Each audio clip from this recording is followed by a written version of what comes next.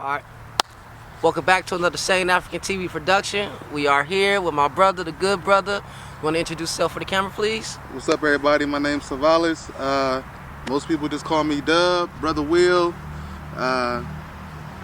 It's all good. That's what it is. My brother, man. That's what it is. Welcome to this platform, brother. I got to pay it forward. You know, same thing, you put me on your platform, so I got to let you shine on mine. Where should we start? Where should we start? Hey, man, you can start wherever you like, man. I got no secrets, man. So whatever your list provides, man. Okay, that works for me. Who is Savalas?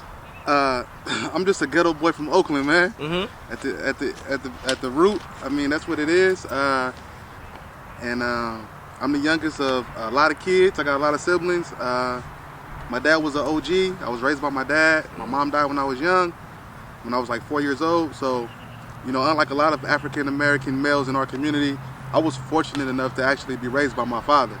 And so that kind of really molded me into the person I am today, you know, and yeah, that's me, man. Word, okay. I'm glad you hit on that topic of fatherhood. What was probably the best things that was instilled in you by being raised by your father? Man, the best things I would say is going through on your word. Like my dad said he was going to do something for somebody, he did it. Just loyalty,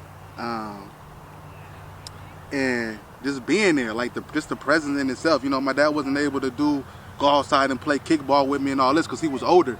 But you know, he was there, and I know if he wasn't up in age, he would have, you know, did those things with me. But you know, just providing a sense of discipline also.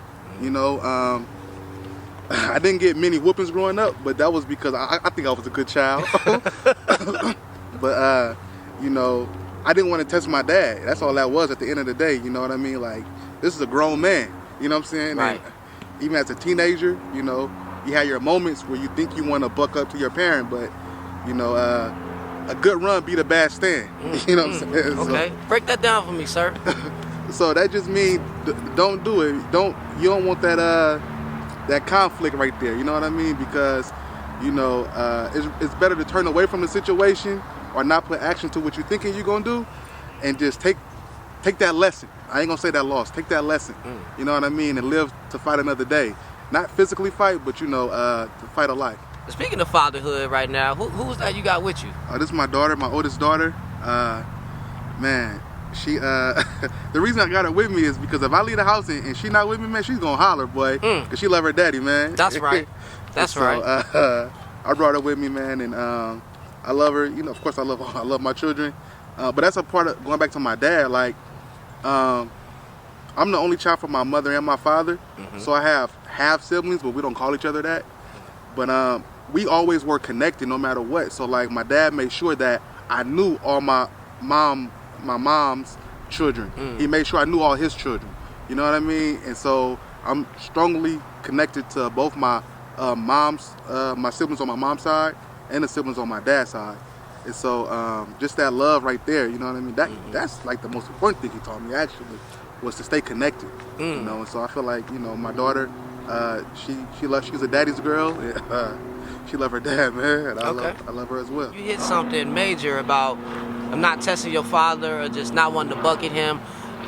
Do you think that kind of reflects like in our community because I would share like myself, I was raised by my father half my life in my teenage years. And one thing I've learned through life now is that you didn't realize it then, but your father, he didn't have to say nothing. It was just that presence of that strong, silent discipline. Exactly. And you know, like, he come in the room, or we all had those feelings of, we had the memories of those with our father. Once he come in the house, if you it might be a problem if he gotta work and he gotta wake up for you.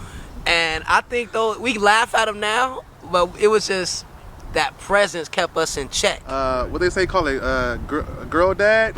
So yeah, that's what I am right now, unless things change. Things change. Okay. But I like it, man. I love it, actually. I'm proud to be a father. I wanted a girl to be my first child. Like, however you want to say it, she was in the stars or in the making ever since I was little. I just remember growing up, like, if I have a child, I want it to be a girl first. But that kind of go back to like growing up as a boy, understanding how most of us think, especially coming from the hood, and understanding the different dynamics between male and female. And so I wanted to be able to teach my daughters, you know, what to look out for. You know what I mean? And so that's one main reason why I wanted a girl first. Okay, what should they look out for? They should look out for someone who's selfish, someone who's going to be all about themselves and just want to have them as a trophy. You know what I mean? So trying to get them to understand once they get of age, older, you know, this is not what you want to see characteristics in a male. You know what I mean? If you want to see somebody who's sacrificing certain things, you know what I mean? Time, even money at certain times. But someone who's going to be genuine and someone who has good values overall. Because if the person, the opposite of sex, don't have good values, then how can they value you at all? So it got to be already in your spirit to want to do right by people, you know. And so I feel like I always had that spirit about their mother, which is my wife. Let me oh, you're married, brother. Yeah. How long you been? Hold up. How long you been married, black man? 10 years. Woo! Gotta give it up to the black man. I must respect. 10 years, brother. 10 years married. We been dating on and off for 3 years prior to that, but so altogether we got 13 years of experience with each other. Wow.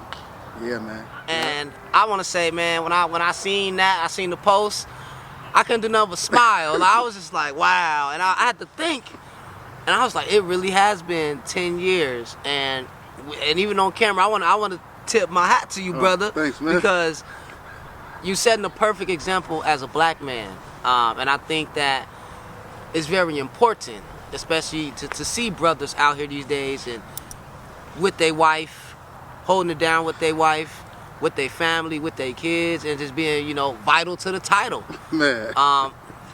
And we know it's a lot of things out here that can deter us off these paths and that make us, you know, just racism, poverty, working, school, that can it can split us up, social media. So that's why, like, I want to say thank you. Hey, no problem, man. For being a great example, because like I said, I'm not there yet. Maybe one day, but when I see brothers like you as yourself, it's inspiring. Very. I appreciate the compliments, and I'm very grateful for it. To sit here and say it and be on camera, just like, it makes it seem like all peaches and cream, but it ain't. It hasn't been all peaches and cream, and you know, we've had our stumbles in our relationship, my wife and I, but at the end of the day, it goes back to like the values that we have for each other, and what we want together as a family. And you know, to quote Dick Gregory, love ain't got nothing to do with it. My wife told me, if you ever leave me, I will hurt you. That hurt will make a brother stay home. That's right. Salute to Dick Gregory, man. Rest in peace. Salute to the OG. So